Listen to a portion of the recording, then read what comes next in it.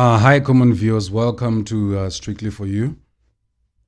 When it comes to issues of religion, I'm reminded of the words of Chief Tecumseh.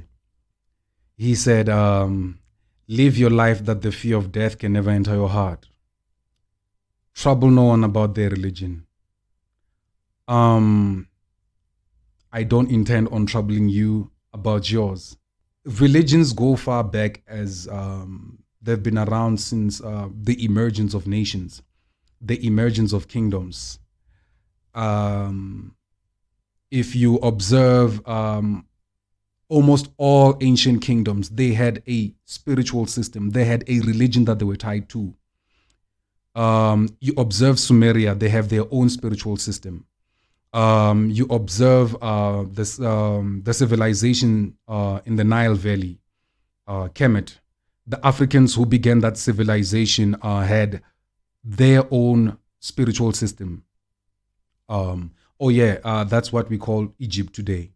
Go back to Assyria. They had their own spiritual system. If you can observe, the other thing that they like doing, they like naming people, especially the kings, after the name of their god. So when you hear someone being called Shalmaneser, Tiglath-Pileser, those names are actually tied to the name of a god. When you hear Tutankhamun, that's a name that is being tied to a deity, right? Now, there's also the Babylonian kingdom. They have their own spiritual system. They have their own god. They name people after their own gods. Belteshazzar. There's a play of the god Baal in that name, which is a Babylonian god. The Greeks, the Romans, they all do the same thing. They all have their religions. Now, what religions do, it seems to be this underlying common trait in all religions. It seems to be introducing to humanity, to human beings, to the citizenry, cosmic concepts. Now, in language we use, we communicate human awareness, things that we are aware of as human beings. We just put them in words, stitched together in sentences, phrases, statements, and then we use that to communicate.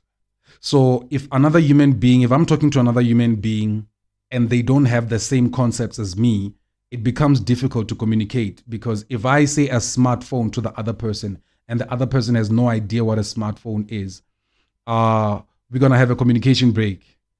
But if they have an idea of what a smartphone is, it's easy to communicate with that person. So any phenomena, we just put it in words and communicate it. That's in human language. But when it comes to religion, religion uses the very same human language, and sometimes even human sayings, to communicate a metaphysical concept, to communicate a concept that is, to communicate concepts of something that is a non-physical phenomena. Now, there's a story in the Bible, right? There's two characters. One is called Jesus, the other one is called Nicodemus. And you see, because human language will communicate this awareness. Nicodemus is being told something, a concept about rebirth. And Nicodemus is so confused. And he's told, I have told you earthly things and you don't understand. How will you understand if I tell you heavenly things? You see, this metaphysical stuff, it has to be communicated using human natural concepts, language, right? And now, religions are not taking anybody to heaven. I know after being taught your entire life that you're going to die someday and go to heaven, you might call it blasphemy when you hear me say this, that religion is not taking anybody to heaven, because nobody is going to die and go to heaven. See, when you die, anyway, let me just pause for a little bit. The two most famous religions currently, if you read their literature, the people that went to heaven, they went to heaven alive, not dead. Alive. Because you don't need to die to go to heaven.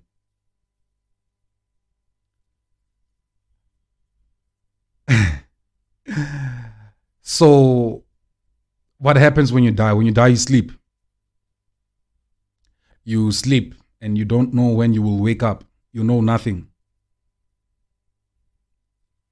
But the difference with somebody who consciously goes to sleep at night is that if they don't die in their sleep, they'll wake up.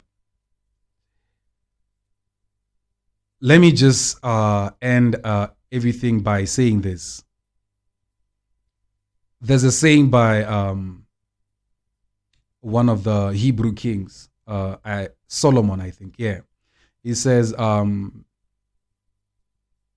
all rivers spring from the sea, and from where the river comes from, there do they flow to. The very spring that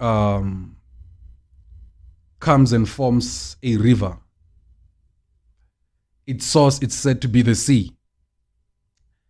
And now that river flows to sea. It's the same water. It's coming from the sea, flowing back into the sea. The difference, it's not really the water. The difference is actually the sea is just there, and it's itself, and its magnitude. The river is flowing through land. And when the river is done flowing through land, the river empties itself into the sea. And there's no more river, there's just the sea. It's just water.